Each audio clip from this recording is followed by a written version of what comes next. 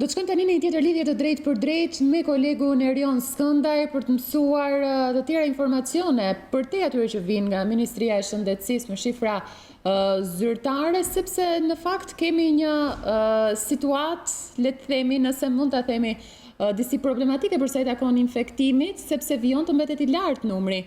Janë të paktën 3 ditë ku shifrat me koronavirus, pra të infektimit me koronavirus janë mbi 20. Është Erion Skëndaj që do të na sqarojë për më tepër. Erion, të përshëndes, pse kjo situatë? Atëherë më shumë se pse kjo situatë doja të thosha se situata më e rënduar të paktën në 3 ditë e fundit është paraqitur brenda institucioneve shëndetësore, pra brenda bluzave të bardha ose personeleve mjekësore, sepse vatra më e nxehtë në Tiranë në këto 3 ditë ka qenë pikërisht shërbimi i sëmundjeve interne, i cili ndodhet pikërisht në katin e dytë të urgjencës qendrore në QSUT. Pikërisht në këtë shërbim, deri më tani, zyrtare, nga informacionet tona, por dhe zyrtare kanë qenë 26 persona të prekur, mjek dhe infermier. Sot Ministria e Shëndetësisë nuk ka bërë të ditur, duke thënë se ka patur vetëm, le të themi, tampon negativ, se dhe mbi 50 analiza të kryera kanë rezultuar të tilla, por nga burimet tona mësojmë se ka patur të prekur edhe jashtë këtij shërbimi.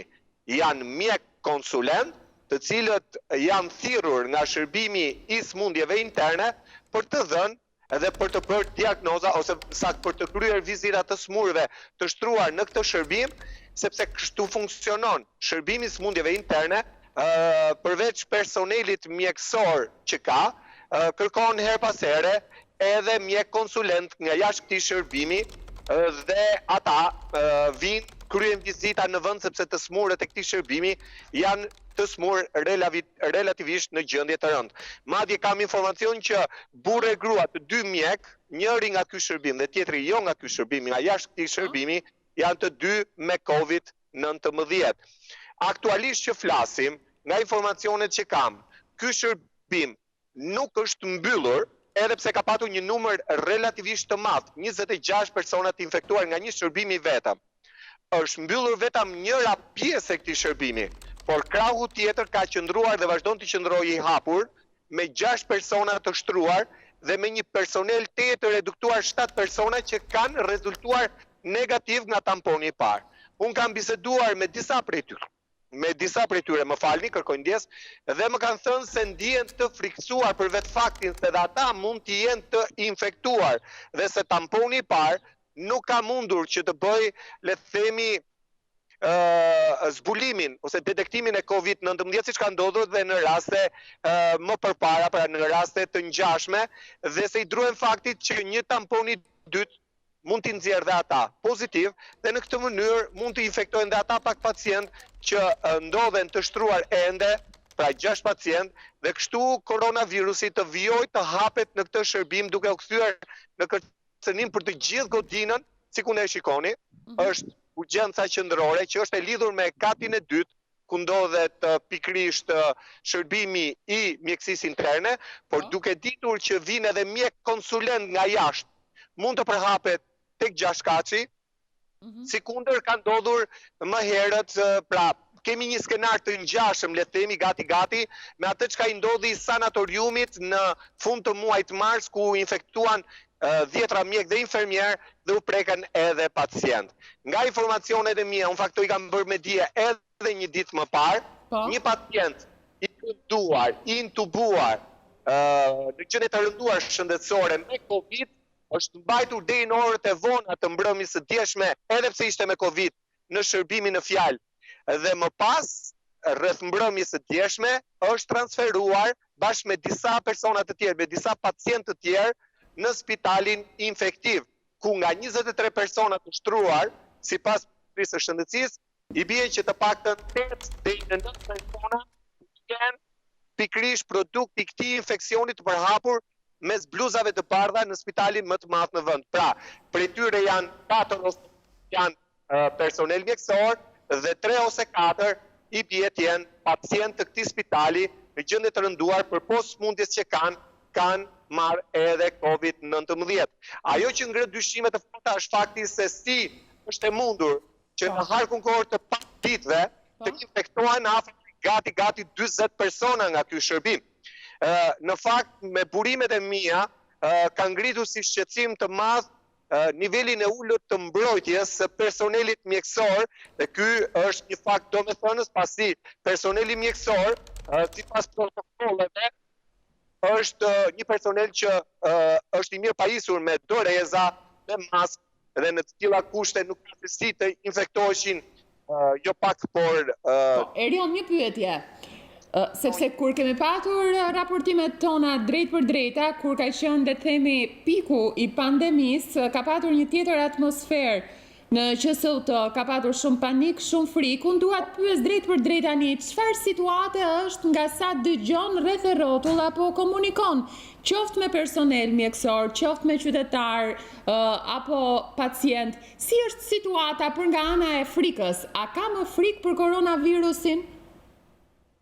Atëherë, situata e frikës dhe paniku rikthehet sapo dëgjohen shifrat larta nga Ministria e Shëndetësisë, por edhe nga publikimet në media. Pra, në ato momente, menjëherë amplifikohet frika. Një frikë që frikës vërtetës ishte në shuarje. Ka një problem me lidhjen me Erion Skëndajn, presim të rregullohet, ka patur një ndërprerje të internetit. Jemi drejt për drejt me Qendrën Spitalore Universitare të Tiranës. Erion Skëndaj po jep gjitha informacionet për sa i takon infektimit me koronavirus për personelin mjekësor. Dhe në fund po flisnim nëse ka një panik apo një frikë orëve të fundit. Dhe Erion Skëndaj shprehet se sa herë ka rritje shifrash është pashmangshme dhe frika që rritet bashkë me to. Po Erion, tani të dëgjojmë, jemi drejt për drejt. Atëherë, çështja është këtu. Nga infeksioni në ambientet spitalore, relativisht kemi një përhapje të COVID-it tek persona të smurën që ishin të shtruar në spital. Dhe ata që janë prekur janë në gjendje të rëndë, edhe kjo është edhe arsyeja pse ka dhe të intubuar sot që flasim, pra nuk janë direkt persona të prekur nga COVID dhe të përfunduar në intubim, po janë persona të cilët kanë qenë të shtruar, të intubuar, janë prekur dhe nga Covid-i dhe gjendja e tyre shëndetësore është bërë të rëndë në infektiv. Por unë ngre dhe një shqetësim tjetër që ma ka referuar një familjare dhe do të mundohemi që në një farë mënyrë edhe ta intervistojmë, është një familjare që ka patur babajnë e saj të smurë rënd në smundjet interne. Aktualisht gruaja është vetë izoluar në shtëpinë e saj, nga frika se i ka shërbyer babait te koka, dhe ajo thotë se gjatë gjithë kësaj periudhe nuk i është bërë, pra në këto 2 ditë e fundit nuk i është bërë tamponi, edhe pse ajo ka kërkuar me insistim, nisur nga fakti se i ka shërbyer babait tani më të detektuar pra nga tamponi si një person i smur edhe me COVID-19. Pra ky është shqetësimi më i madh që kanë për pacientë sot, të cilët i kanë shërbyer, një familjar të pacientëve, të cilët i kanë shërbyer të afërmve dhe thonë se nuk i është bërë tamponi. Pra pyetja që shtrohet, kujt ja ka bërë Ministria e Shëndetësisë tamponin? Po mbetet për zbuluar dhe për të paktën nga informacionet tona, ne do të vazhdojmë të mbledhim edhe informata nga familjar të pacientëve të shtruar për të krijuar dhe një tablo, po besoj se në orën e vijim do të mundohemi që të intervistojmë edhe vetë zonjën e cila na është shprehur, por jo para kamerës, pra na është shprehur jashtë kamerës, që ka këtë shqetësim të madh. Ajo është vetë izoluar në shtëpinë e saj, ka kërkuar që t'i bëhet tamponi, i ka shërbyer babait për më shumë se një javë në tek sëmundjet interne, pra në katin e dytë të urgjencës qendrore, dhe ka shumë frikë edhe pse nuk ka simptoma, se mund të jetë e prekur nga Covid, por momentin nuk shfaqin simptoma. Edhe kjo na ka ndodhur edhe në raste të tjera që kemi thënë tamponi i parë ka rezultuar negativ, por mas 2-3 ditësh kur është bërë një tampon përsëritës, edhe personat që kanë dalë negativ kanë rezultuar pozitiv. Faleminderit Erion Skëndaj për raportimin e detajuar dhe informacionet që përcollet drejt për drejt. Nisita edhe diçka të lutem, vetëm një pyetje të vogël. Atëherë, besoj ponin, kjo është hyrja e urgjencës qendrore. Këtu janë 2 çadra, të cilat janë vendosur diku nga fundi i marsit, për të bërë një triazhim të personave të cilët duan të marrin shërbimin e urgjencës. Pacientët hynë, triazhohen, kalojnë në një filtr paraprak, një filtr që është një matje temperature apo shenje, dhe më pas si dalin, rezultojnë, të pak nga ky kontroll sipërfaqësor, rezultojnë jo me temperaturë apo me shenja të Covidit, më pas kalojnë këtu për të vazhduar shërbimin e urgjencës. Por triazhim të tillë për mjekët ne nuk dim të ketë. Pra, patur triazhim për pacientët, por jo për mjekët.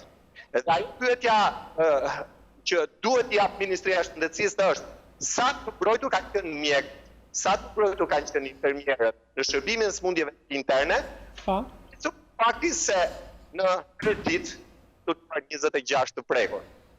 Kjo është me vërtet shqetësuese, edhe nga fakti tjetër se sipas informacioneve tona ka tektim edhe tek poliklinika, tek 21 dhjetori, unë kam nga informacionet e minutës fundit që ma bëjnë me dije këtë, dhe se atje ka filluar në momentin që flasim të mos lejohet asnjë pacient të hyjë brenda në spital pa mask, pra pa mjete mbrojtëse, mask.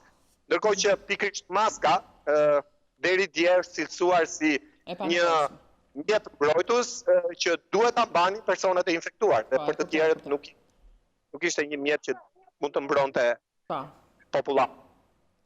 Po, faleminderit Skëndaj për informacionet e përcjella. Ishte Erion Skëndaj, të nderuar shikues, se mbyllim raportimin duke përmendur edhe maskën, sepse tek Poliklinika 9, që takon zonës së 21 dhjetorit, është bërë detyrueshme që të ketë përdorim të maskës. Ka patur ndarjet mendimeve për sa i takon mjekëve për maskën. Disa shpreheshin që maska është e detyrueshme, disa të tjerë është e panevojshme, por duke arritur në një konkluzion më pas që duhet vetëm për ata persona që shfaqin simptoma apo që kanë një sëmundje të caktuar dhe për të mos kontaminuar tjetrin. Ne do të shkojmë në një hapësirë publicitare tani, më pas do të kthehemi me vijimin e edicionit informativ.